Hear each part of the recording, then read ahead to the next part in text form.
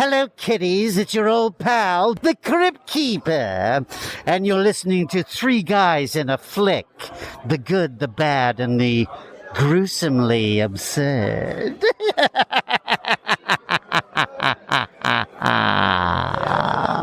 Ladies and gentlemen, please take your seats. The show is about to begin. Like he had for thousands of years, Krampus came not to reward, but to punish. Not to give, but to take.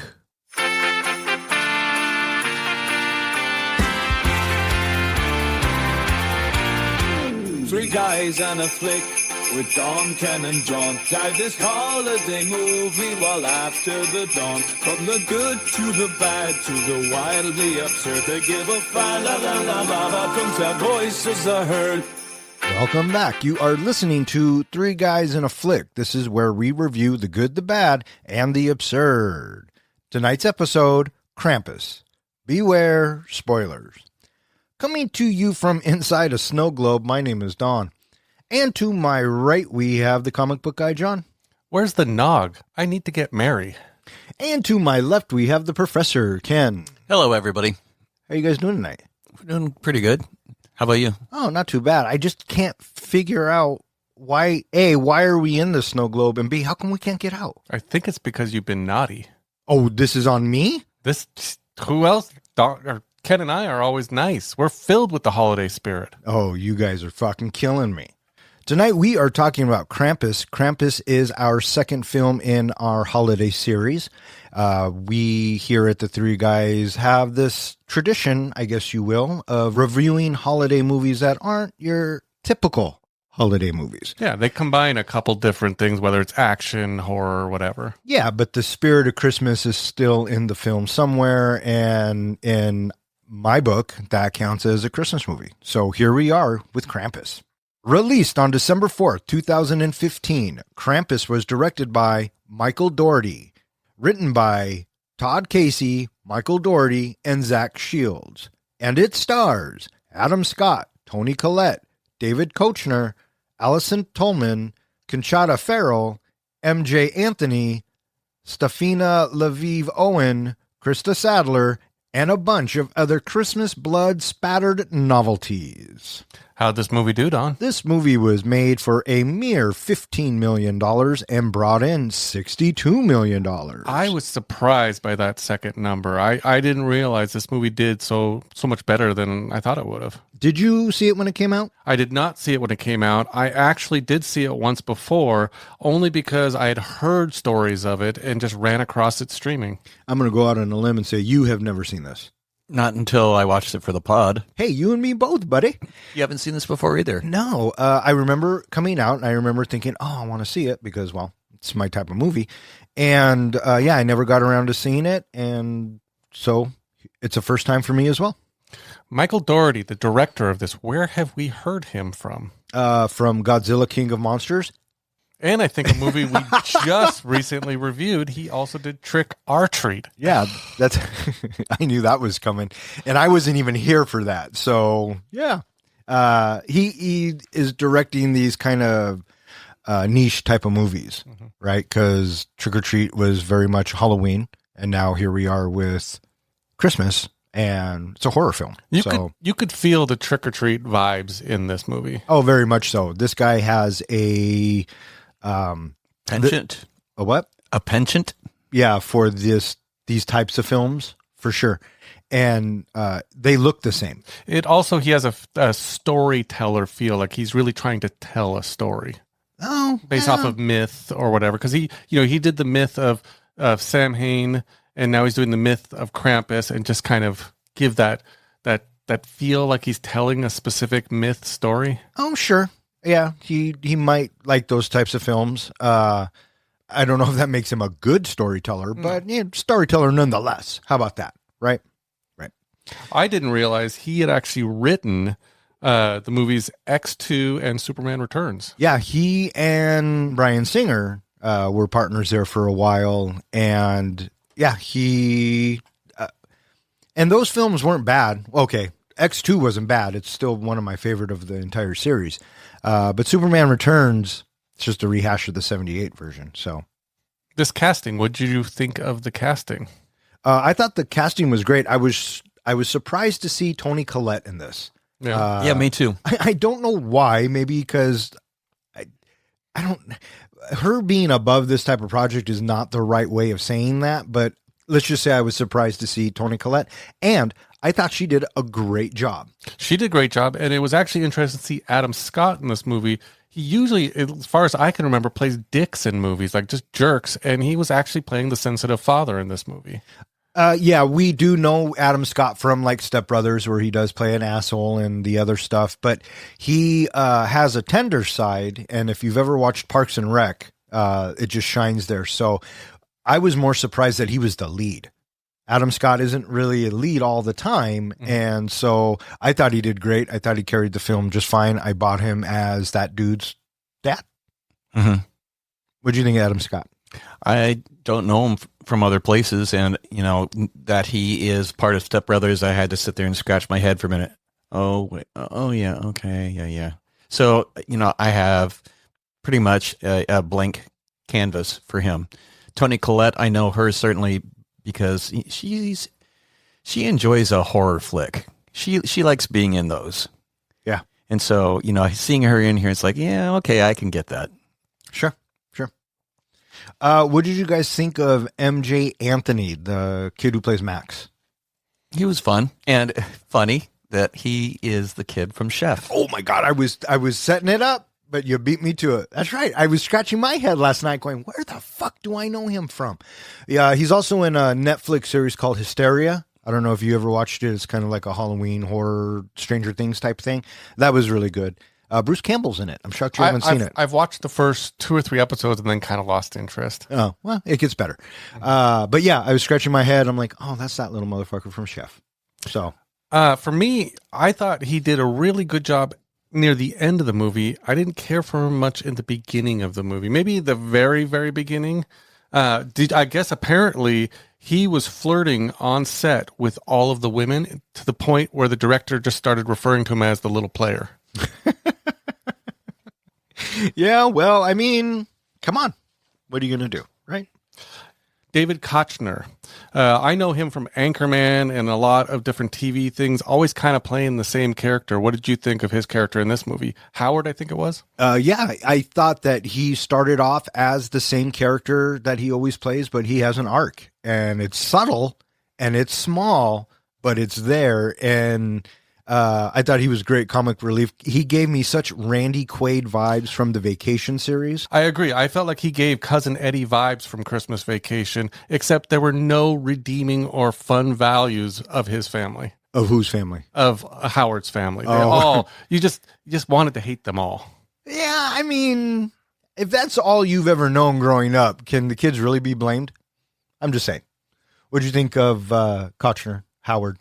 Oh yeah, totally. It had such a Christmas Vacation vibe to it. Absolutely. And as a matter of fact, this movie in general, it has a carryover. It's this mashup where it's a little bit of It's a Wonderful Life, a little bit of Violent Night, a little bit of Home Alone. With the picturesque house and everything perfect type of thing. Oh, for sure.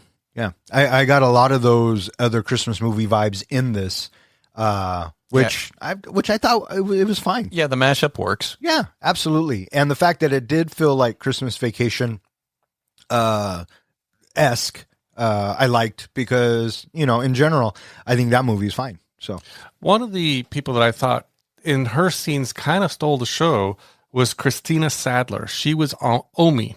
What did you guys think of her? The grandmother? The grandmother. Oh, I thought she was fine. I bought that she was a German grandmother. I bought that she was Adam Scott's mother. And she fit well in with this cast. I thought she did a great job retelling the story of Krampus and her experiences and showing that PTSD kind of feel. What did you think of her, Professor? Yeah, she was good for the story. I liked her. Looking at this movie, I think it's a little bit like Trick or Treat in that it pays homage to other movies. I don't think they purposely stole from movies, but did you get all the different movies like that they obviously were paying homage to? Yeah. Did you get a Jeepers Creepers vibe? No, throw it at me. At the very end, when they come out with all the snow globes, I kind of felt like that was the end of Jeepers Creepers. Well, I got to be honest, I can't remember how Jeepers Creepers ends. I remember Justin Long gets it, but that's about... We're in Jeepers, like little workshop, and he's looking through the eyes of Justin Long's face, and then it pans out and you see the whole area with the record playing and all that stuff. Oh, yeah, no, I don't remember that at all, but I could see that. What else you got? I was mostly Christmas Vacation, had a very Christmas Vacation vibe with the horror-esque. I also thought it had kind of, we've been talking about movies lately like Sinners and From Dusk Till Dawn, where it starts out one way and then completely halfway through switches it to be a completely different movie. Oh, I didn't feel that. You didn't feel that? No, because I knew this was a horror movie going into it. Mhm. And so the first half of any horror movie or the first act, we have to set up what we're getting. And that's what this family dynamic is. And then the storm and this, that, and the other. With From Dusk Till Dawn and Sinners, I felt like there were two separate movies. They could have been separate movies on their own. You take the beginning of Krampus and make it its own movie. It's The Family Stone. Yeah, You know what I mean? It's just a drama. Traditional It's not, Christmas movie. yeah, but it has the horror undertone all the way through it because it's called Krampus. So, that's just me. I also got a very Stephen King type vibe of a family trapped and isolated. Look at The Shining. You got the blizzard outside that, they have to keep going out into the blizzard. So I kind of got that vibe from this as well. Oh, sure. Yeah, I can see that. Absolutely. What did you think of the actress that played Aunt Dorothy? She was funny. And this is going to sound dumb, but I didn't appreciate her actually giving the alcohol to the kid, but that's just me. That's because you've become a grandpa. Yeah, well, and maybe that's what's wrong with the world today. Has anybody ever stopped and asked ourselves? Yeah. No. I always loved her on 2.5 Men, and seeing her in this movie, I kept seeing her as that character. So I had trouble taking her as the mean aunt and not just laughing at everything she said. Why? She was the mean housekeeper. Yeah, her and Charlie got into it all the time. That was funny. So, yeah. Anybody else jump out at you in this cast? Your deafening silence is so reassuring. I'm going to go ahead and say that's a no. Your deductive reasoning skills are on point. Well, let me throw this out to you. We didn't get him a lot in the movie, which is funny because the movie's titled Krampus. But what did you think of the big bad Krampus? I liked him better when he was in the shadows. I didn't like his face.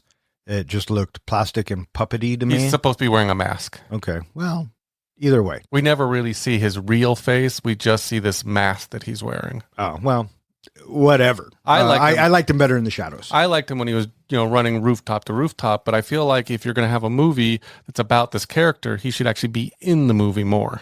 Yeah, I suppose. What do you think of Krampus? Well, when I get my first good look at him, oh, he's the guy from Comic-Con. No. There you go. Yes, I believe he was at Comic-Con. But yeah, I appreciated him more when he was elusive and not something that I could examine up close. Yeah. Because then it's like the curtain has been, opened and now I can see the wizard. Right. You know what I would like for Christmas? What would you like for Christmas, bud? How about some Krampus trivia? Yuck, yuck, yuck. Question number 1. Just after Aunt Dorothy arrives, she walks into the dining room. What comment does she make? Don, where's the nog? I need to get Mary. John, do you have an answer? Who makes ham on Christmas? What are you, a Jew? No. It looks like Martha Stewart threw up in here. Yeah. Oh, yeah. She makes your comment. She makes it right as she's coming in through the door. That's what I thought he just said. But okay, here we go. Question number 2. When Tom rescues Howard while being attacked, he shoots the snow creature. How many shots does he fire? Don, 4. I'm going to say 2. It's 3. See, I was a little anxious about this because it could be interpreted either way. We see him shoot 2 times, and then back at the house, we hear 2 more shots. And So the question is, did he actually shoot 4 times, or does he shoot 2 times and then we get the reaction of him shooting 2 times back at the house? Oh, that's a good point. here's a safe bet. Give us both a point. What? Because it could have gone either way, so we're both right. It's the holidays. Come on, get into the holiday spirit. I suppose, but I guess if I were, you know what? Never mind. You're the judge, you're jury, you're executioner. Fire away there. Which do you think it is, Professor? Regardless, you're both still even. Question number 3. Just before Max is dropped down into the inferno, someone else is dropped just moments before. Who was it? John. Stevie. That is correct. Stevie is the correct answer. Question number 4. During Ami's flashback, we are told that she gave up on Christmas, and for the first time, she didn't wish for a miracle. Max tore up his letter to Santa. What did Ami do when she gave up? John. She threw her Santa doll into the fire. It was already ripped in half. Point to John. Question number 5. I wonder how difficult I should make this one. I love his prefaces. Go ahead, Professor. Give us your best shot. When Howard staves off the attack from the 3 gingerbread men in the kitchen, what is their demise? John. It's Rosie eating the last one. The other ones all burn up. That is not quite correct. Okay. Okay. The dog does eat one. It eats the last one that's jumping at it. Yeah, and then we see one actually fizzle, burn, and die while the other one's on fire. Does that one meet a different demise? What was it, John? Do you remember? I don't. I thought he burned up. I thought, did he try to shoot them but missed? I know he did. Oh, he does shoot one. He shoots one. He shoots one, burns one, and Rosie gets one. That is the correct answer. I think we both deserve the point on that And one. for the holidays, you want to end on a tie? Was that 4 or 5? That was question number 5. I do have a tiebreaker question. You know me, dude. Okay. I was hoping I would be able to have my tie-breaking question. Merry Christmas and Happy Hanukkah. See, I didn't leave you out, buddy. After Max tears up the letter to Santa and throws it out the window, we are shown the moon. What lunar phase is the moon at? Okay. Now, gentlemen. I don't even know what a lunar phase is, so this is all you, buddy. Now, gentlemen, I will offer some assistance because I will give you 4 phases of the moon. And multiple choice? And you can both choose an answer. Okay, go ahead. Waxing crescent, waxing gibbous, waning gibbous, waning crescent. I will go waning gibbous. I'll go waning crescent. Waning crescent is the correct answer. Congratulations, sir. I completely fucking pulled that out of my ass. It's a Festivus miracle. It is a Festivus miracle, and I am going to share my win with my good friend, the comic book guy here. So he's just giving me charity is what he's saying. well, we all get by with a little charity, don't we?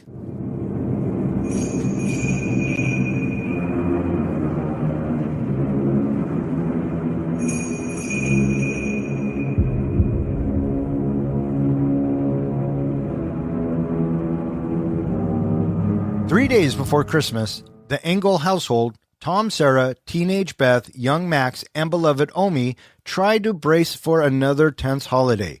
Max still believes in Santa and writes a heartfelt letter, encouraged by Omi. But the arrival of Sarah's sister Linda, her loud family, and cranky Aunt Dorothy turns the house into instant chaos. When Max's cousins publicly read and mock his Santa letter, he snaps, declaring he hates his family and Christmas. Hurt and angry, he tears up the letter and throws it into the snow. That night, a sudden, violent blizzard slams the neighborhood and the power goes out. I like how this movie opens up with a Black Friday in slow motion with the Christmas Carol in the background. I thought it was just a fun opening. I did too. And I mean, clearly it's ripped out of the headlines and what has actually happened and how crazy people really go. But I think it's always funny to watch it in slow motion. And what gets me is the like the facial reactions of people. Did you have a favorite of that like scene? I like the dude on the ladder that they push and then it kind of falls over. What about you? Mine was the couple getting tasered. Oh my gosh, that was pretty fucking funny. Yeah. I like the very beginning when you have the employee holding his arms up, trying to stave off the ocean of people that it's going to wash over him in just moments. Did you catch the name of the supermarket? No, what was it? Mucho Mart. Mucho Mart. And I like in one scene, I was trying to look for little trivia things, and it must have been like a Costco or something because they run past these giant white buckets, and it just says a bucket of cookies. Yeah. That was good. I liked it. It reminded me of another movie that opened with a Black Friday. What was it? Oh, it was Hard Eyes. Hard Eyes, yeah, because the guy loses his wife. That's right. That's what it kind of reminded me of. Anyways, and then we cut to the house. And we see a kitchen full of baked goodies. My goodness, there are a lot of baked goodies there. And, just from what we see, we know that this is very much a suburban house and the family really loves Christmas, or at least the mom does, or whoever's cooking or who's ever baking all of these treats. The director, I guess, was going for a Victorian postcard Christmas kind of feel. Oh, sure. And I Very definitely felt traditional. that. Yeah. Because now we meet Toni Collette's character. I like how before all of that, we have A Christmas Carol playing on the television screen because, Christmas Carol is about ghosts coming and visiting. A little foreshadowing, if you will. Yeah. A little bit of, punishing people who have lost the holiday spirit. Sure. And in that montage, we also saw, I guess, a nativity play. Yeah. At the mall, at the store. That was kind of weird. That was weird. What is our first introduction to Max? He is in a fight with another shepherd, and we see Adam Scott and Toni Collette, his parents, slow motion trying to run and break up the fight. What I didn't catch, I think, the first time is right in front of them is, I guess, his sister who is videoing it on her phone, laughing hysterically. I noticed the girl videoing it. I didn't realize it was his sister until the next scene, but yeah, and I figured everyone would be recording something like that. And so we cut to the house, we get the Christmas Carol, we get the cookies, and now we get the family coming home. And they're all cranky. Absolutely. Well, fuck, your son just got in a fight at a nativity scene at Costco. So that's not very Christmassy. Where the store is filled with bad faith people. Absolutely. So we're already set off on a tone of people losing the Christmas spirit. Yeah. And it's real quick, but Adam Scott's character, the dad, he gets a phone call and Toni Collette's like, I thought you weren't going to work during Christmas. And he says, no, I wasn't going to travel. I still got to take the phone call or two, and walks off. And right there, you can see her disappointment and just kind of the tension that is in the family. And yeah, it's not very Christmassy. One of the things that bothered me a little bit about this movie is they set up in several different places that there is something going on between the father and the mother. There's tension, whether it's, are they looking at getting divorced or what? But they never resolve what the issue was, except for maybe he's just working too much. And that's how I took it. He's just distant. Okay. And yeah, we'll get into that when we get to the letter. Yeah, everybody is on their own little island, if you will. Sure. And Grandma Omi, she's there in the middle, and we can tell that she is a kind-hearted person. We get a subtle little jab by Tom when he talks about that he brought some Christmas cookies home. And Grandma, she's like, what?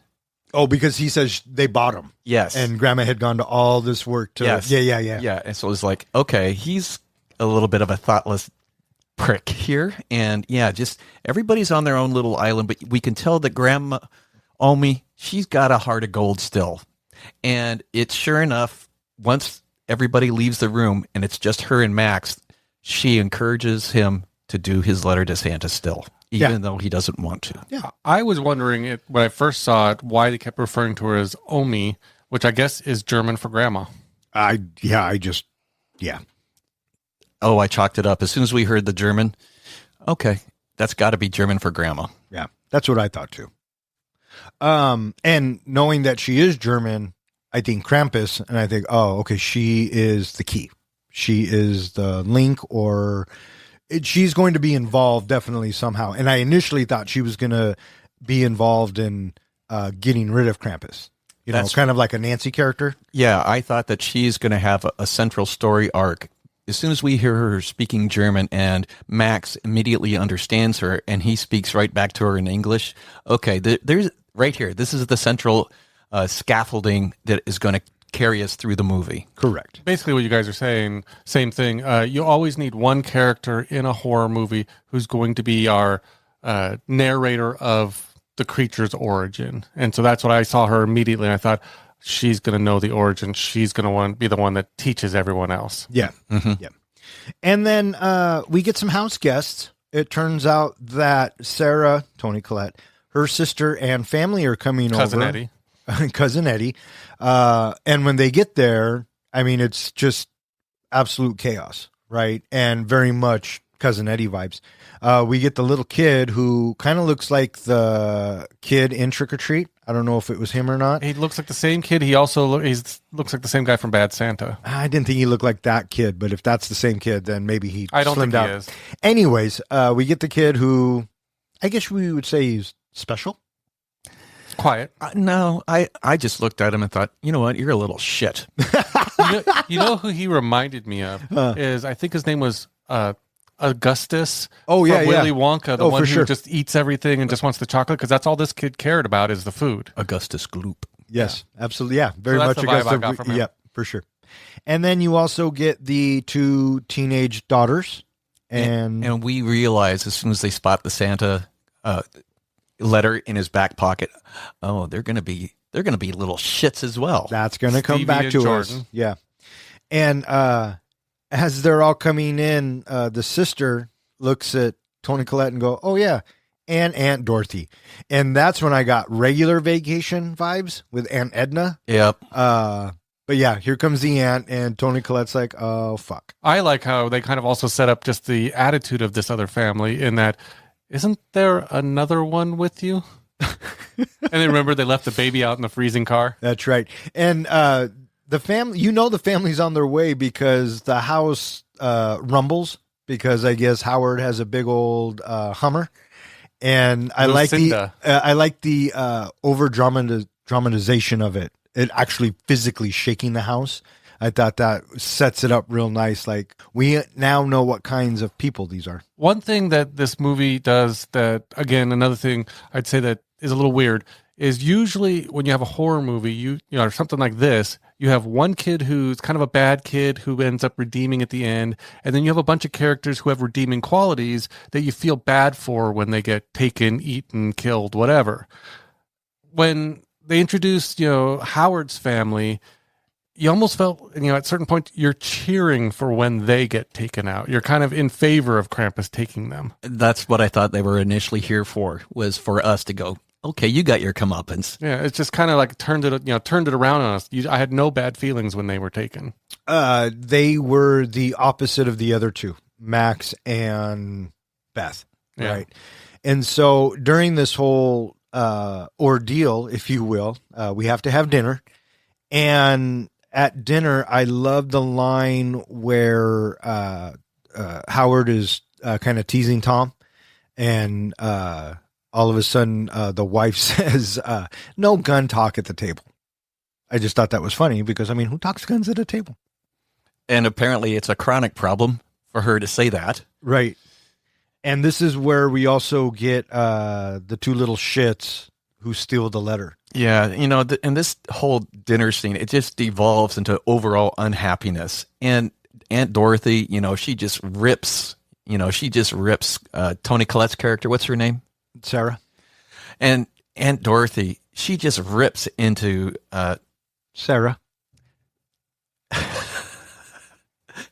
She just rips into Sarah, over the food and the dinner. And boy, oh boy, why are you talking like that at this elaborate dinner feast? One thing that I appreciated about this, these scenes going on is usually you have like an aunt or whatever that's being a piece of shit the whole movie, and then someone finally tells her off at the end of the movie. No, they got that out of the way real quick because Sarah lets her know, I'm done with you. Yeah, more or less. And, dinner's going on, and Stevie and Jordan get their hands on the letter. And this letter took me by surprise a little bit. I didn't expect to hear what I actually heard.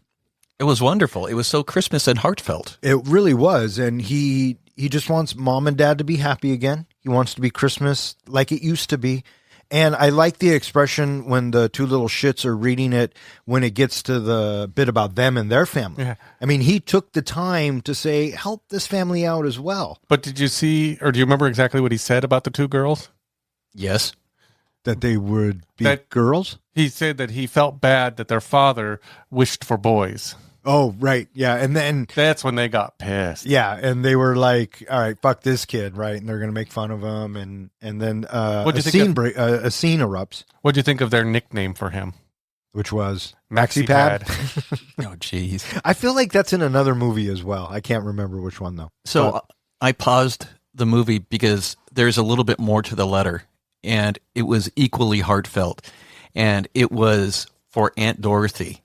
He wished that everybody would be nicer to her and realize that she's actually pretty funny, even though she's really straightforward and honest. She's a nice person because she is funny. I got the impression, especially her reaction to when Sarah talked back to her, that she's just lonely, and that's the way she is, but she was just lonely and wanted to be with a family. Because she even makes a comment when she first comes in that, Linda visits me, it'd be nice to see you once in a while kind of thing. Right. And then so We have the big explosion. Max attacks the girls, trying to get his letter back. And that ends, I think, dinner, doesn't it? Of course, you got the Gustav kid in the background just eating his chicken. yeah, absolutely. And then we cut to upstairs. I mean, Dad and Max have to have a talk.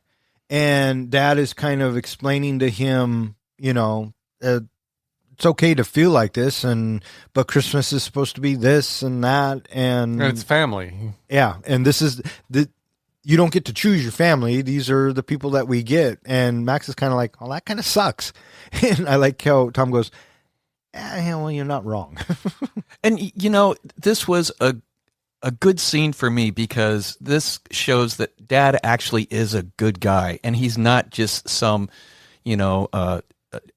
money-driven, all about his career and being jaded and down, right? He wants something for his son to have him feel that it's okay and, we're here for you. The other thing I liked about it is he was supportive of his son. He didn't sit there and say, you got to get over believing in Santa. He said, you know what? Get that Santa letter already and we still have time to go mail it. Yeah, he was being a good supportive dad. I like that. He has this one line that he gives, which I just loved when he's trying to make him feel better. He says, they're leaving right after Christmas, so we only have to survive another 3 days. Yeah, because he has time to think about that. Mm-hmm. He's a good guy. Yeah, he is. He really is. And then I feel like after he leaves, we get our big Home Alone moment. You know what I'm talking about? Mm-hmm. It's basically where he rips up the letter, throws it out the window, and makes his wish, I wish my family would go away. Which is exactly Home Alone. Yeah. And we get that ominous music, and then we get the big, dark, scary cloud come in, and we watch the neighborhood go dark. Yeah. And I like how all of the houses go dark except for theirs. And I'm thinking, oh, that's weird. And then it gives it a beat, and then it goes out. So. Mm-hmm. And then we have a reveal. It's December 23rd, and there's no power in the neighborhood. Everybody gets up. Oh, man, what are we supposed to do? And those snowmen creeped me out. Oh, yeah. And Max, he rightfully looked at it right away. Why is there a snowman in the yard? I kept waiting for one of them to move, like the head to move a little bit or an arm to twitch. I or thought something. for sure as well. Me too. Or I expected that every time he would look away and look back out, I would expect them to kind of move closer. Oh, sure. Something. Right? Something nefarious. Yes.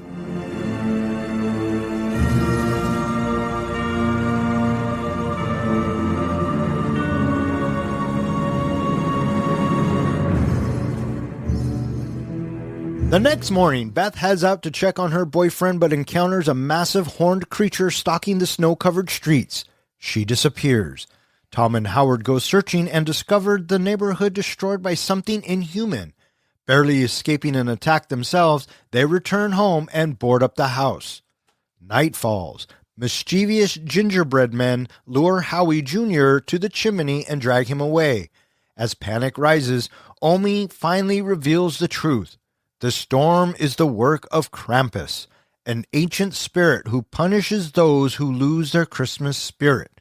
She tells her childhood story of accidentally summoning Krampus during a dark, war-torn Christmas. He took her whole family and left her only a bell with his name on it. Skepticism evaporates when monstrous toys, gingerbread men, and living decorations swarm the house. Jordan is devoured by a giant jack-in-a-box creature, and the chaos culminates with Krampus's dark elves busting in to seize more family members, including Howard, Aunt Dorothy, and baby Chrissy. So yeah, like we were saying, the next morning, everything's covered. It's a whiteout. And I like how Tony Collette and Adam Scott are talking, and then Beth walks up and she says, "Hey, I can't hear from Derek. I want to go check on him. He's my boyfriend. He only lives 4 blocks away. I love him." And Mom's like, "No, are you fucking out of your mind?" And Dad's like, "She'll be all right." Yeah. I'm thinking, no, you're staying home, young lady. This is horse shit, right? And so she leaves, and I like how Max walks in and goes, "Do you guys see the snowmen?" And the parents are very dismissive, right? Like, yeah, they're fucking snowmen. But Max is so smart. He says, "Who built it?" Yeah, because they make comments that almost all the houses around them, people are on vacation. Yeah. Who built this fucking snowman? I thought it was a legitimate question that just kind of got pushed to the side. Me too. Because I had the same fucking question. Yeah, but a lot of people would just say they're just freaking snowmen. What's the big deal? People are bored. It's a power outage. Yeah. Well, why would you build snowmen that are looking at a specific house? Well, and if they're waking up in the morning, did they build them in the middle of the night? Mm-hmm. That's weird. But yep. What do I know? I did not expect of all the characters. I always try to predict who's going to get it first. I didn't expect Beth to be the first to go. Neither did I, really. And she's walking down the street, and I think this is one of the creepiest scenes because it tells, it doesn't show, right? Mm-hmm. Well, it shows a little bit. She's walking down the street, and does she see the truck first? Well, they had gotten a DHL delivery to the house, and then all of a sudden she runs into the same DHL truck with the guy frozen inside. That's right. Mm-hmm. And then she looks over at the roof, and she sees something standing on the roof. I thought this was a good effect. Yeah. Oh, yeah. I like that thing as it was jumping house to house. Yeah, it was pretty cool. Yeah. And she was it was right for her to be freaked out, and she crawls underneath the truck. And then there's this Jack-in-the-Box. And like you were saying, John, I was thinking, I didn't think she was going to go out this quick. I kept expecting throughout the movie for her to show back up, like she had actually gotten away. I didn't expect, her to disappear. Did you get what song the Jack-in-the-Box was playing? Pop Goes the Weasel? Silent Night. It said yeah. it on my on the captions. Yeah, captions I read below. That too. Yeah, I didn't hear it, but No. Then again, I'm deaf. Yeah, and I thought that we were going to get her again later because we don't actually see her go. Now, she screams and we see the van rattling and shaking and shuddering, but we don't actually see her go. What I really wanted for this scene was something like Taken, where you see the face of the person, the fear on their face, and all of a sudden from behind, someone pulls them out and you see them scream as they get taken away. That's what I would have loved for this scene. Yeah, they do that with Aunt Dorothy. Yeah. So it is definitely in this movie. That's one of my favorite gimmicks. I like that. And then back at the house, everyone is complaining that it's cold. They have no heat. We're supposed to survive with the people that we don't like. There's no hot water. Weird food. All this. And it cuts to Omi, who's making hot chocolate because, in fact, they do have hot water because they have a fire. So it just kind of goes to show you that Omi is old school, if you will. You can also tell that she's starting to suspect what's going on because she says to them, keep the fire warm, keep the fire hot. Mm-hmm. Which is one of the kind of ways to ward off, I guess, Krampus. And so it becomes nightfall, and We do see Max. He spots another snowman in the yard. just more snowmen multiplying. Snow babies. So Beth is overdue, and now Tom and Sarah are thinking she is overdue. And Tom's like, all right, I'm going to go get her. And Howard, maybe I could use your help. Well, he asks, Howard, can that Hummer of yours, can that drive in the snow? And I love how he says, you pointed east and it would storm the beaches at Normandy. Before you know it, right? You just fly on through. So I take that as a yes. And so they get into the Hummer and they... Only she doesn't want them to go. You shouldn't go. And Adam Scott's like, Mom, we'll be just fine. Don't worry about a thing. But Omi knows. Omi knows what's happening, but she hasn't admitted it yet. So when they head out, I do find it darn peculiar that there is zero activity throughout the neighborhood. You know, the DHL driver is the only person that we have. Nobody else is seen outside. No cars are going by. And sure enough, this is what we get as well as they're heading through the neighborhood. Now, granted, it's a very heavy storm, so I get it.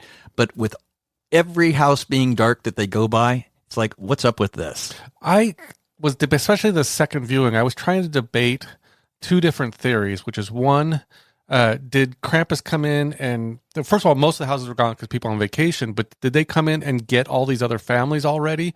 Or are they already inside of like a snow globe and they're the only people? And because that DHL driver was probably there right when they got captured, are they the only people who exist in this snow globe world? Oh, I don't know, because at this point, I don't know it's a snow globe world. Yeah. And so I just took it as everyone was gone and nobody wants to venture to go out because it's a blizzard. The power's not on, this, that, and the other. And the fact that there is a DHL driver who is still working. There is the outside world, supposedly. Yeah. And the DHL driver, even, like we said, dropped off a package and then they noticed a big Christmas Santa bag full of packages. Yep. That we didn't mention. That will come into play later. Did you catch his line? Yeah, he says the boys in brown did it, which he's talking about UPS. Yep. So to me, in this world, the world is still functioning. Up until nightfall, and when Howard and Max are searching for Beth in the Hummer, they come across it's a snowplow truck. Yeah. But with no, like someone has been pulled out of it. Yeah, but the windshield is pointed in, so I'm not sure how that works. Yeah, that was inconsistent for me as well. Something came in through the windshield, and then the door was open, so it must have dragged him out the door. Oh, you could apply that logic, I suppose. Yeah. Absolutely. But we also know that their keys were left in it, which again is going to come back because why show us? One of the things that was interesting about this movie, and it goes right back to Trick or Treat as well, is that we don't have really any gore in this movie. No, very little. We have, we see things happen, and I think it was because the director, I don't know if he pushed forward, he was kind of forced into it, but he had to keep it a PG-13 movie. And I was struck by that when the movie begins. I see that it's PG-13, and I'm going, huh, PG-13. Yeah, that means you're not going to get a lot of blood. You're not going to get hardly any gore, if any. It's all implied. And you get one fuck. So you get a fudger. So once they see the dump truck, all right, we got guns now. I feel a little better now. I loved that line when he basically, I think is when, is it Tom? Howard. Tom and Howard. Tom says to Howard, "You packed guns for Christmas?" And he's like, "Why not?" Yeah, I mean, you saw the gun case he had for it in his Hummer. I mean, clearly he likes his guns more than his kids. Mm-hmm. And so, yeah, we have guns. You're feeling a little bit better now. And I like how Tom says he's holding the handgun and goes, this is really heavy. And Howard's like, yeah, that's Linda's gun. And did you like the huge gun that Howard had? It's just a big shotgun with a light on it. Yeah. Yeah, look good. But it fit his character, right? Sure. And so here was my question. They go into a house. I can only assume it's Derek's house, That's what I took it as. right? And it looks like you were saying, has Krampus already come in, did this, that, the other? I think he had come in and taken that family because we see the crack down the chimney, right? That we see again later. But at this point, they explain it away with a gas explosion, which that doesn't hold any weight because nothing's burnt, nothing's really exploded. It's just this big crack above the chimney from something that's way too big to fit down the chimney. That was my exact thought, is something big came down that chimney. Well, and were all the doors and windows open? Because that place was frosted over. Yeah. So Yeah. And they do spot a couple of big hoof prints at the fireplace. yes, Which they do. They immediately say, like, well, maybe it was an elk or something like that, and he's like, or a goat, and he's like, well, it would have had to have walked on its hind legs. So they hear screaming, oh, it's Beth. And so they head outside. And when they get outside, now all of a sudden Howard, he gets pulled down and he's being sucked down underneath the snow. But Tom has a hold of him and he's pulling. And finally he grabs the gun and bam, bam. And then we see back at the house, oh my God, what is that? Right. And then all of a sudden we see it snake away, underneath the snow. Which I thought was a pretty good effect. Yeah. Do you know what that snow was made out of? Not snow. It was ripped up diaper material. Well, that makes sense because when Beth was underneath the car, it was stuck to her face and it didn't look like snow. It looked like paper. So, Yeah, it did. yeah. So they arrive back home and oh my gosh, what happened to you guys? Where's Beth? I liked Howard's comment a little bit later on, but his comment back to Tom that, he's apologizing. You're starting to see his little bit of arc change, that he's becoming a little more sensitive. And he comes up with the line of, sorry for thinking you were a spineless dick all these years. And Tom's like, oh, okay. He just takes it as a compliment. Yeah, kind of. And so they decide we got to barricade the house. Yeah. And at some point, they hear stuff on the roof. Oh, yeah. And they dismiss ceiling. it. They're Yeah, like, roof, oh, it's ceiling. squirrels. Yes. And Dorothy's like, squirrels out in this weather. And then there's this huge crash. It's a huge fucking crash. And Tony Collette's character goes, yeah, squirrels. Are you fucking kidding me? Yeah, that was Why do you not go check? That was a weak story arc. That was kind of, that was lame. That's one of the things that this movie does not have, is a more realistic reaction from the families. They're losing family members. You think they would kind of almost go comatose a little bit, almost like become freaked out, upset, sad, afraid. You hear that huge boom and they just move on to the next thing. Who knows? People process trauma differently. So they decide we should get some sleep. And Howard, he's going to take the first watch. Keep the fire going.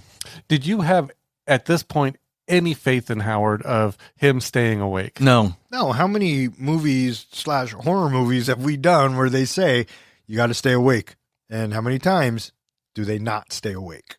So yeah, I saw this coming a mile away. And one of the and then I thought, as he's sleeping, everything's dark, which means the fire went out, which means there goes your line of defense. Yep. Well, my first thought is they're saying, okay, well, everyone needs to go to sleep. Would you be able to sleep during any of that? I mean, that wouldn't be my first priority of let's go to sleep when all this shit's happening outside and somebody attacked and all this stuff's going on. And Max kind of says that to his father even. He says, why are you still awake? He goes, I can't sleep during all of this. But the next thing is they're all asleep. Well, at some point, tiredness will always win. Yeah, because, adrenaline. Always. Once the adrenaline wears off, if you're going 110 miles an hour and the adrenaline finally wears off, your body's going to take a beat or two or three. It's like, I got to take a break here. My question was kind of along the same lines is, how do you sleep when it's that cold? Well, they had the fire at least. The fire was out. That my thought is they would have froze after the fire went out. Yeah, see? So you would have noticed right away. I would have woken up just being it, because Max even, they show him trying to pull and we see his breath blanket up more. Yeah. And then we get a chain coming down the chimney. Oh, we're fishing. This, to me, was the biggest Willy Wonka scene. That, when the hook came down and then the gingerbread man was on it, that's what I thought, Ken. Oh, he's fishing. And then it cuts to the baby first. And I thought, oh, those motherfuckers, the baby's gonna wake up and it's gonna crawl over and they're gonna hook the baby and bring it up. But when it turns out to be Augustus, I literally Howard said, Jr. "Oh, whew, I'm glad it's not the baby."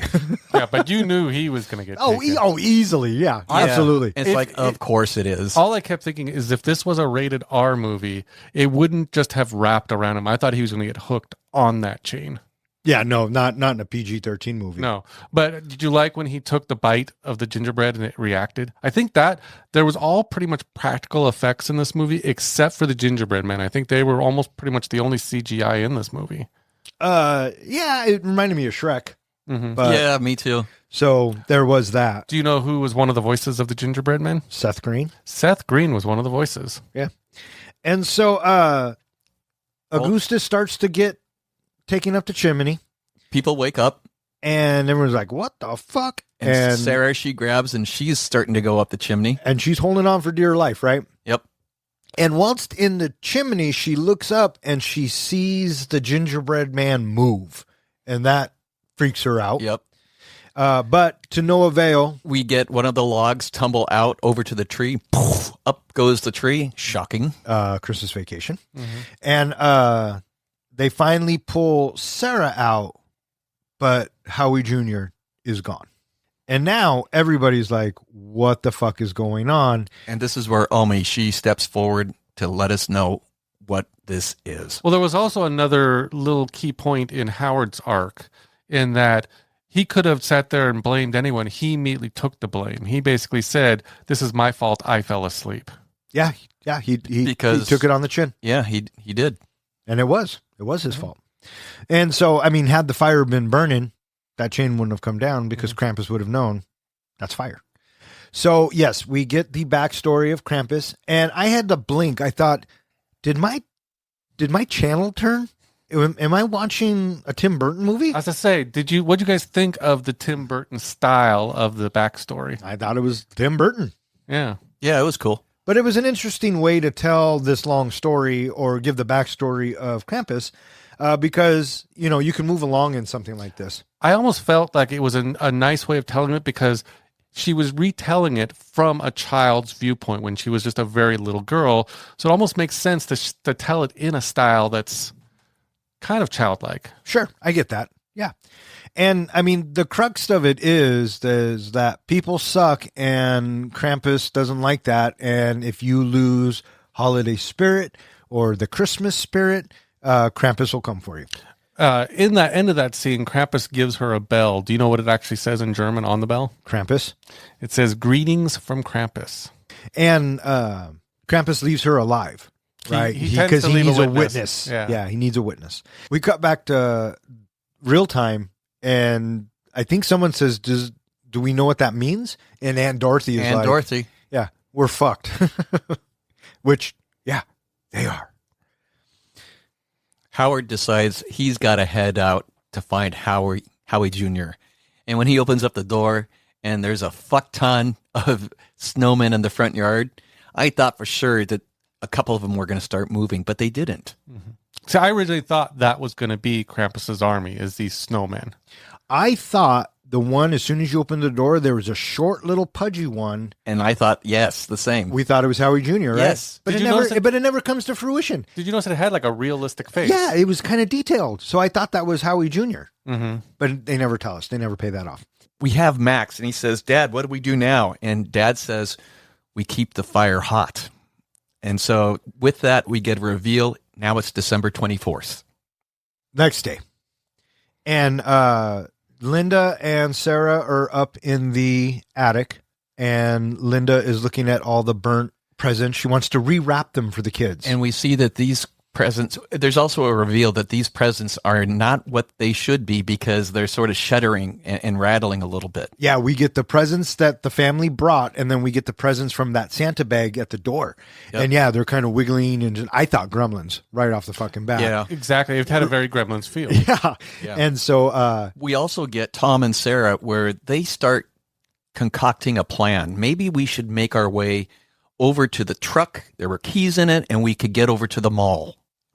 I'll come back, I'll plow the way, you get in the car, you follow. It's a viable plan. especially in this type of environment. Well, you think that would be the whole point of the directors, writers showing us that the keys were still in the car, that was going to be the getaway. Yeah, yeah. A few days ago, I saw a vehicle that'll haul that tanker. You want to get out of here? Talk to me. I thought the same thing. Nice. And, when the twins go upstairs, this is not going to end well. They're like, Beth, we thought you were gone this whole time, blah, blah, blah. I wrote them both off. Oh, absolutely. Yeah. And then here's where, it starts to pick up a little bit. Did you feel bad for them at all?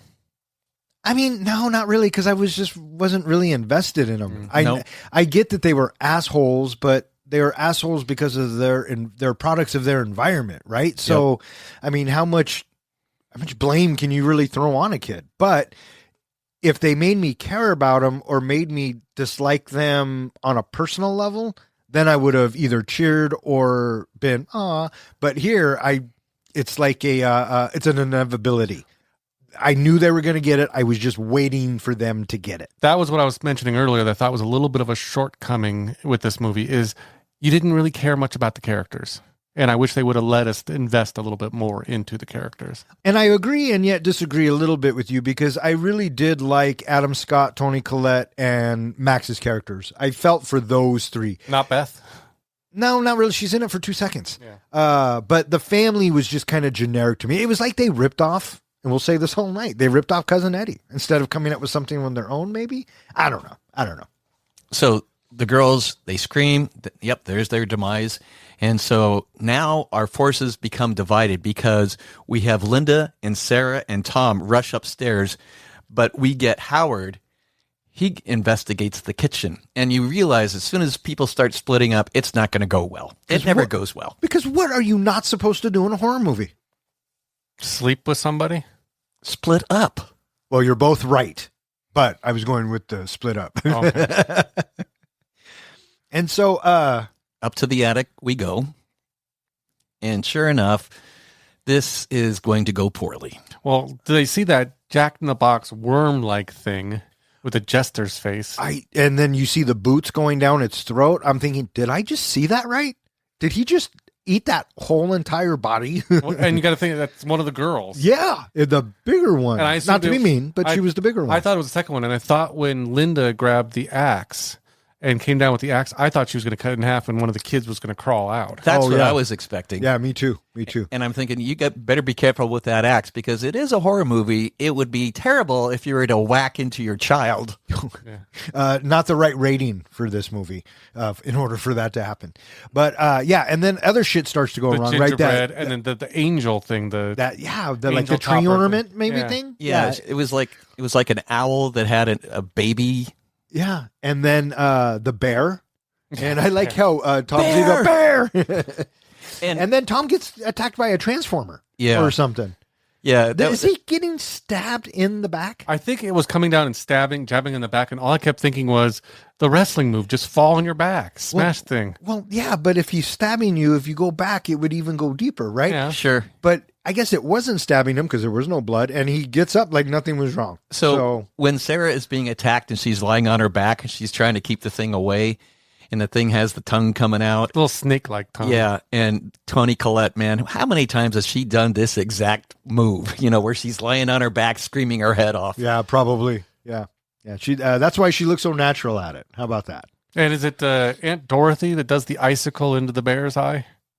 I thought that was Linda. Maybe. I don't remember which one. Yeah, one of them. It was Linda. Yeah, it takes the icicle, puts it through the bear's eye. Do you notice all their blood was green? Yeah, I kept thinking that's the end of the bear, but no, he comes back. He gets thrown out the window. If you're an evil demonic toy, icicle through the eye, no problem. So we get back together, and before that, we have Howard doing his big fight scene downstairs. Yes. He gets hit 3-4 times in the leg with a nail gun. Nail guns don't work like that, but okay. No, they don't. But it was funny. It was funny. I kept thinking, where'd they get the nail gun from? Did they go to the garage first to get the nail gun? They had to have. Or did they bring it with them? No, I think it was just left on the kitchen counter. They boarded up. That's a good point. Oh, I didn't think there about it that. is. Yeah. No, You're right, Professor. Absolutely. And correct me if I'm wrong, but when Howard was holding up the shield and all those nails, they look like screws. Is that just me and my eyes? Does it matter? No. but he holds up as like a shield, and all of the it's a cutting board.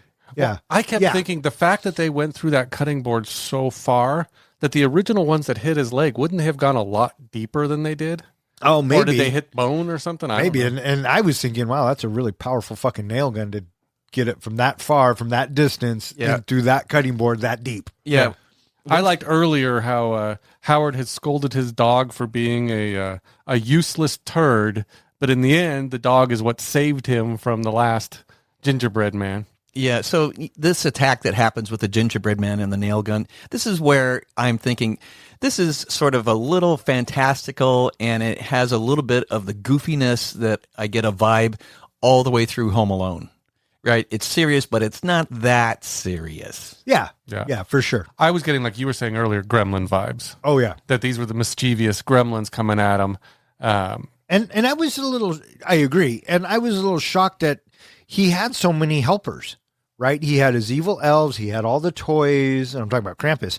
I just assumed from the title of the movie that Krampus would be doing all of the work. That's what I thought too. But That's he's what I was not. saying. He's Santa, and these are his fucking evil elves. I was and surprised toys. by how little Krampus was in the movie. Yeah. So everybody gets back together in the living room, and what the fuck? And then we have this moment where Max comes up with the idea to send Rosie into the duct to apparently get the critter. Remember that? Yep. And I was thinking, another doggy snuff movie. Well, at least we didn't see it, so we didn't know for sure. I kept, again, just like Beth, I kept expecting the dog to show up again later because I wasn't sure if the dog was really dead or not. And we don't really hear a yelp. We just hear a little bit of a yelp. Do we? Yeah. But then it's silent. But what I took that as was that I think Rosie did it because immediately after this happens, it's like Krampus gets pissed off, and that's it. He sends in the elves. The elves, they break in through the window, right? They pull Aunt Dorothy out. And so, they take Aunt Dorothy. And the baby gets taken. Which now runs out with the baby. Yeah, which now all bets are off.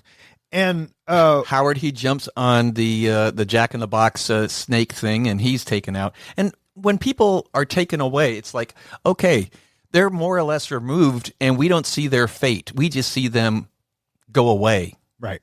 That's why later on, and we'll get to this, but when Max is out and he sees the big cart, I expected them all to be inside the cage. That's what I was thinking. But we'll get to that. Yeah. So, the family says, we got to go.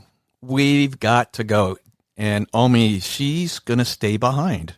Yeah, as they leave, she closes the door behind, and it's Tom that wants to get back in, but it's Max who's the level-headed one that says, this is what she wants. She wants to face him.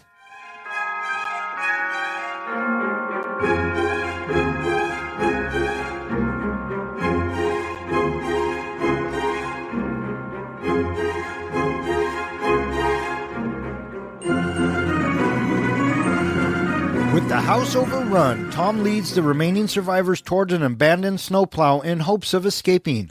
Omi stays behind to confront Krampus and is taken. Outside, Tom, Sarah, and Linda are each dragged into the snow by the creature stalking beneath it, while the elves capture Stevie. Max is the last one standing. Krampus appears before him, giving Max a bauble wrapped in pieces of his torn Santa letter, the proof that Max's loss of spirit summoned him. Desperate, Max follows Krampus to a fiery pit and begs for his family's return, even offering his own life. Krampus only laughs and drops Max into the abyss. Then Max wakes up in his bed on Christmas morning. The entire family is alive, happy, and acting as if nothing had happened. Until Max opens a present and finds the Krampus bell. The room falls silent as everybody realizes the truth. In Krampus's underworld, countless snow globes sit on the shelves, including one holding the Engel home, revealing that Krampus is always watching the families he has collected. Roll credits. So as we mentioned, they decide that the only thing they can do is make it their way to the snowplow and, like a suicide run and get out of there. And Omi's like, nope, I'm going to stay and fight, deal with it. Doesn't go very well. I thought there would have been more to that scene. It was just basically, nope, now you're fucked. Yeah, well, no, you look at the runtime, and we're getting pretty close here. So people are just going to start falling left and right. And disappointing. I also figured that maybe she stayed behind just to stall him a little bit and maybe give them a better chance of getting Head away. start, right? And I think that's exactly why she did it, because she wasn't going to beat him, Mhm. right? So they take off and they start to get away, but Tom, he decides he's going to stay behind, and I think, why are you doing that? Just keep walking with them. You've got the shotgun. because again, he wants to stop anything coming up from behind him, is the way I took it, right? But that doesn't always work out so well. You also just pointed out that according to the runtime and everything, we've got to get it down to pretty much just Max, so they all have to start going pretty quick. Yeah, and they all go the same way, right? They all just get taken underneath the snow. Yeah, but they kind of sort of resign themselves to the fact, because Sarah, she does the same thing too. She just kind of sort of stands there and looks at him. Yeah, Same with Linda. kind of like Tremors, right? They just kind of get pulled into the sand. So we are left with, I believe, Stevie and Max. Yep. In the actually in the truck, and he's trying to get it started. The car won't start. He even says, "I can't drive stick. I don't know how to drive stick." I don't know how he knows how to drive any car, but At 10 years old, I know, yeah. right? But and basically the door gets forced open, and now we've lost Stevie. And so now, Max is all alone. and he goes to find Krampus. Did you think his impassioned plea would have any effect on Krampus? Like at the moment, especially when he wipes away the tear? So here's what I thought. I thought that when he stumbles upon the Krampus party with the torches and this, that, and the other, I thought, oh, this is an interesting take. And then he goes and begs, and he goes, "I take back my wish." And I immediately thought, Nightmare on Elm Street, right? I take back the power I gave you. And I'm thinking, oh, if they end it like this, that's going to be, it's going to annoy me, right? But they go through this whole thing, and it turns out that they open a portal to hell, I guess. The underworld. Oh, the underworld. Thank you. And when they throw Stevie in, I'm thinking, oh, okay, so his plea doesn't work. Now where are we going? I almost thought that, especially when Krampus gave the bell wrapped in his letter to Max, that we were then going to fast forward to Max telling his family of what happened to him when he lost his holiday spirit, just like Omi had told the story. Now Max was going to be the new Omi. Oh, sure, because That's how I took it. Yeah, it's like a token, right? Yep. You own this now. You get to tell the world what happened, kind of a deal, Yep. right? Mm-hmm. But no, Krampus throws that motherfucker into the underworld too. And I almost thought when there's that big twist that at first you think maybe Krampus is listening to him, maybe it was all about just getting the holiday spirit back because he wipes the tear. I thought, oh, maybe something's going to happen. And then he drops him into the fire, the big twist. And I thought that would have been a good place to end the movie right there. Just end it with, Yeah, maybe. However, Max wakes up, falls out of bed.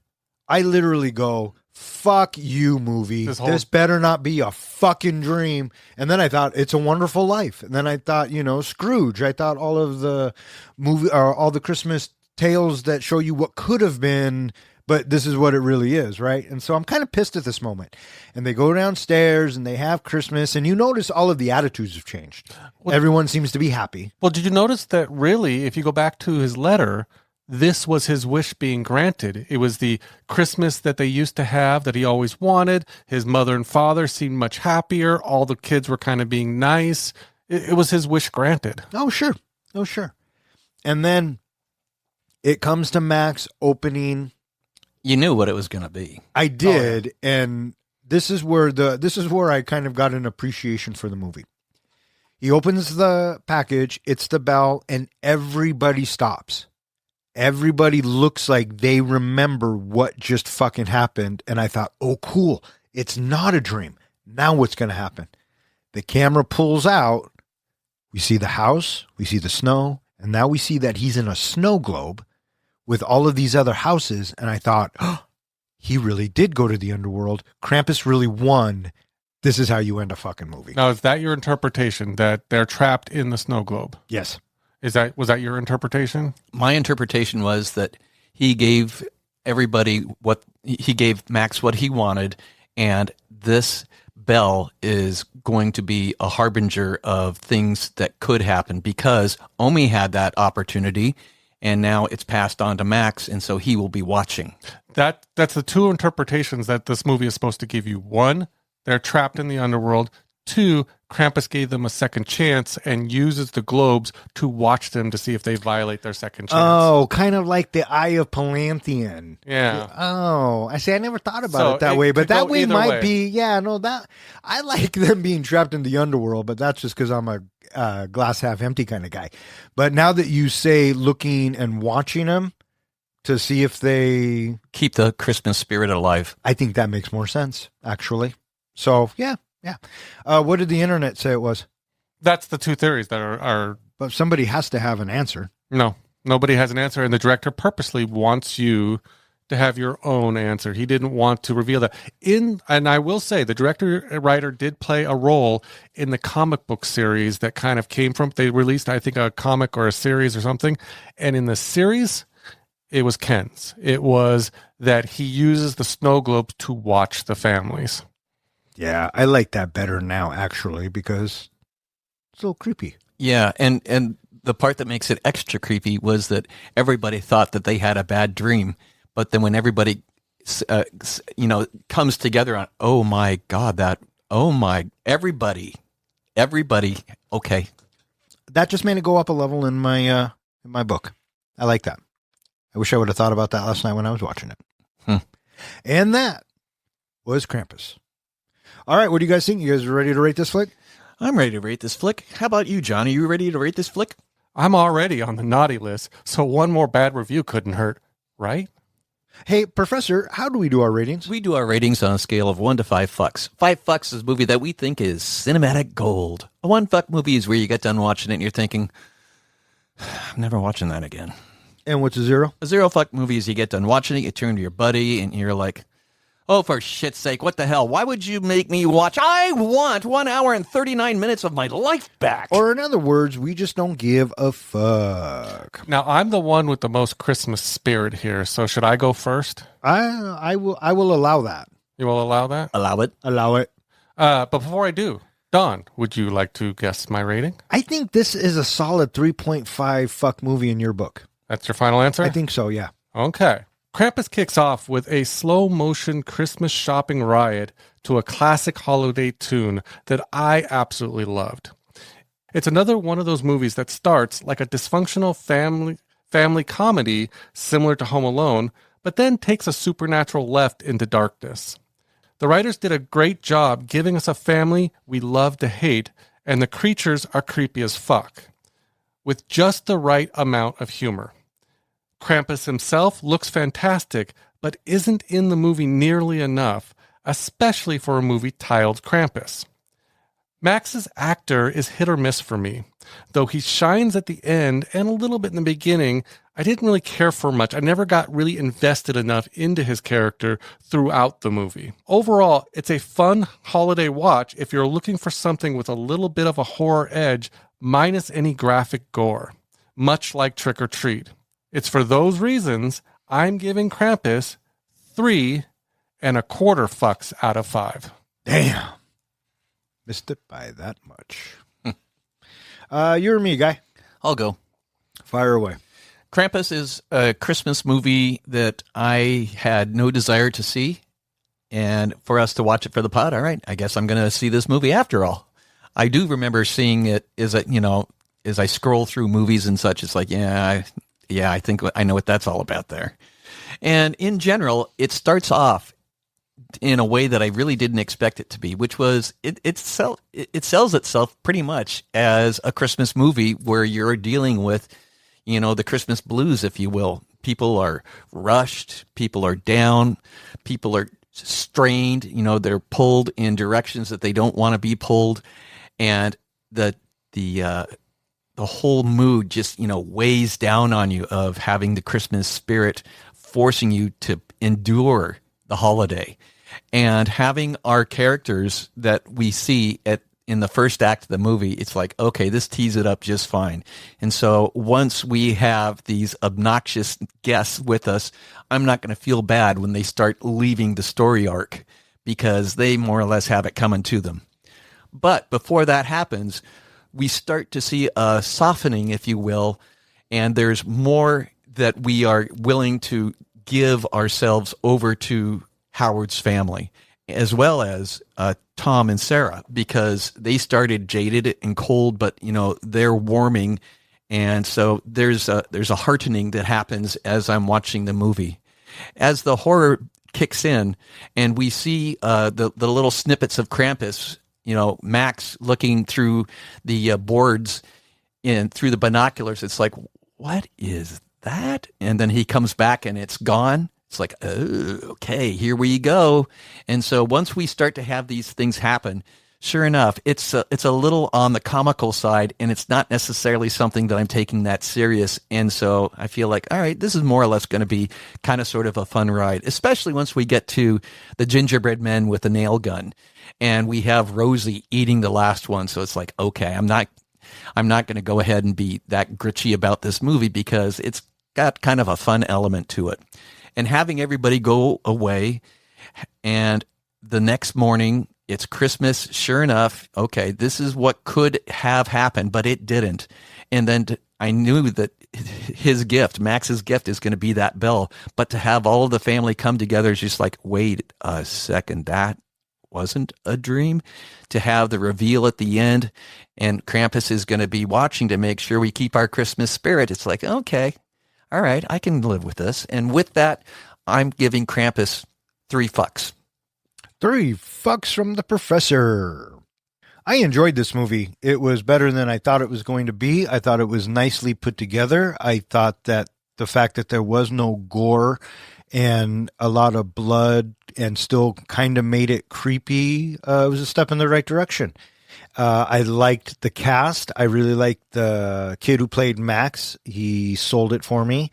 Adam Scott being a caring and loving father, I bought. Toni Collette did great as the mom, but when is Toni Collette not great? So there's that. Choir. The rest of the cast was cast well. Outside of the Christmas Vacation vibes, which I don't know is necessarily a bad thing, because if you put something that you're familiar with into something that's unknown, it makes the unknown just a little bit easier, I suppose, if that makes any sense. Anyways, I think it's a fun holiday movie. I will probably throw this into the rotation of my Christmas movies with Elise. And so, yeah, I'm giving Krampus 3.5 fucks. With 3.5 fucks from me, 3 fucks from the professor, 3.25 fucks from the comic book guy, that gives Krampus an average of 3.25 fucks, which now puts it in the 22nd spot with The Campaign, RoboCop, Doctor Strange in the Multiverse of Madness, Grandma's Boy, Grosse Pointe Blank, Dr. Sleep, Roadhouse, Chef, and Once Upon a Time in Mexico. It is slightly better than Dark City, Starship Troopers, and Galaxy Quest. And it is slightly worse than Donnie Brasco, Superbad, Airplane, Big, The Greatest Showman, and Demolition Man. So there you have it, boys. And God bless everyone. All right, that's going to wrap it up for this episode of 3 Guys in a Flick. If you would like to know which movie we're going to be reviewing next, please check out the website. Speaking of which, hey, John, where can they find us?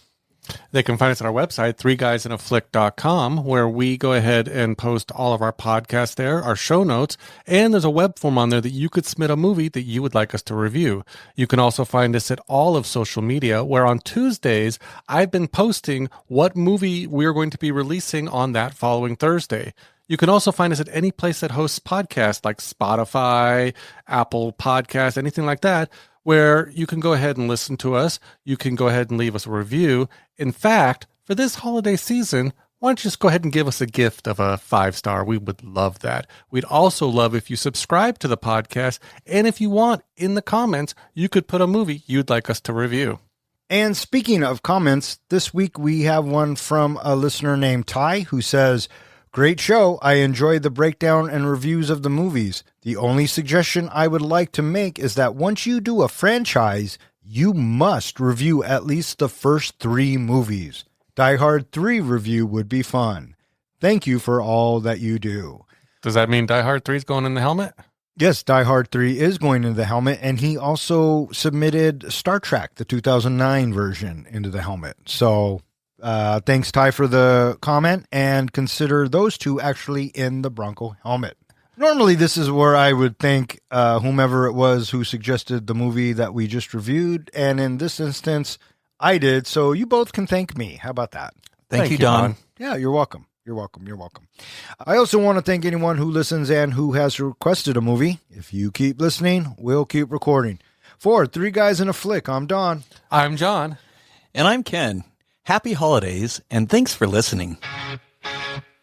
Three guys with some mics, yeah, got into the flicks. We're here for the real talk, no time for the tricks. Don as the captain, steering us right. Kid drops now to shedding light. John with the comics, bringing the hype.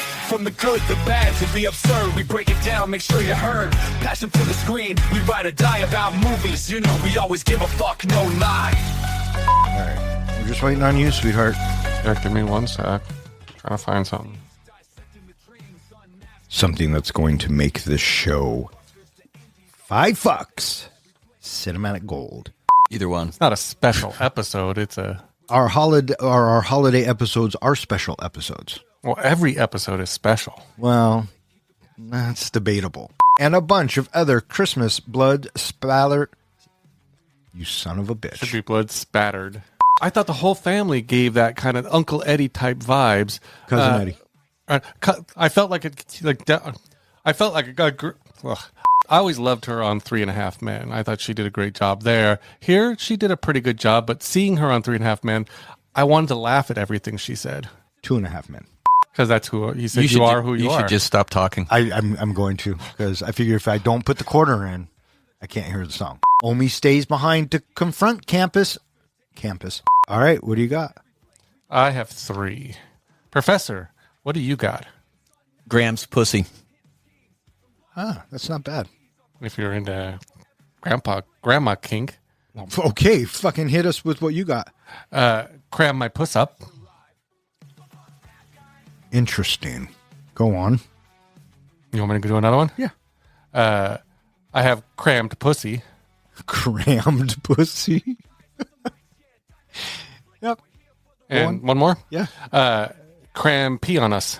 Oh, cram pee on us. That's not bad. I have one. Cunt puss. Cunt puss? Mm-hmm.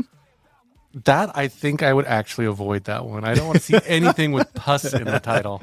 Puss? How about that? Crammed, yeah. Cunt puss. Okay. Cunt puss. Yeah, that's better. That Yeah. sounds best, especially when you say it fast. Yeah, cunt puss. Oh, that almost sounds like Krampus. Cunt Yeah. puss. There you go. One more time, all together. Cunt puss. You guys suck. All right, may all of your days and nights be filled with happiness. All right, fuck off. Good night. Tune in to the thrill, catch the vibe. As 3 guys in a flick, keep the passion alive. Fuck that guy.